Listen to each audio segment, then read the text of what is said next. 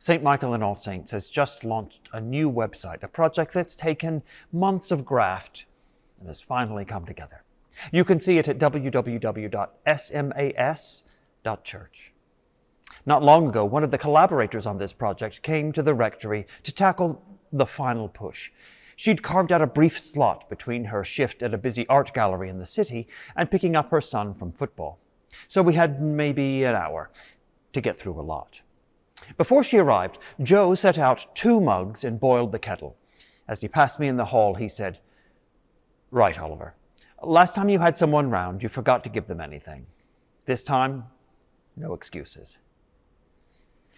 She arrived, I took her coat, and within seconds we were standing over the computer monitors, going through text, layout, and navigation. It was a whirlwind, but a productive one. Just as she needed to dash out, we'd somehow ticked everything off the list. The site was looking great. I felt quite pleased with myself. Then at the door, as she put her coat back on, Joe appeared and asked, "How was the tea?" And that's when it hit me. I'd been told literally minutes before not to forget. And in all the busyness, I did. Again. In today's gospel, the women at the tomb are reminded of something they'd been told. Remember how he told you while he was still in Galilee that the Son of Man must be handed over to the hands of sinners and be crucified and on the 3rd day rise again? How could they have forgotten? Well, I know how. It's obvious. They had other things on their minds. They'd just witnessed a horrible, cruel execution. They'd watched their friend and their hopes for the future die. Things were all messed up. All the good stuff seemed like a distant memory, disconnected from the present reality. I'm sure that's how many people feel right now. Things that once seemed relevant, important, memorable, don't so much anymore. It's hard to connect what's going on with where we were before. Too much has changed. It feels like the rug has been pulled out from underneath. A generation of young people is coming of age with the creeping realization that they may never own a home, never have stable work, and never feel the security their parents took for granted. What they see ahead is not possibility, but exhaustion. And they're afraid. Many older people are frightened too.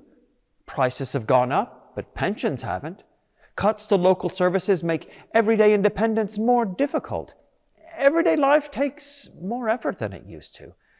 And some are wondering how long they can manage on their own.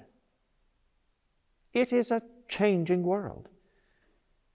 But for some, changes in recent years have seemed to offer hope. Some things were finally shifting. For many living with disabilities, flexible work, remote services, and broader awareness of accessibility after the pandemic were lifelines.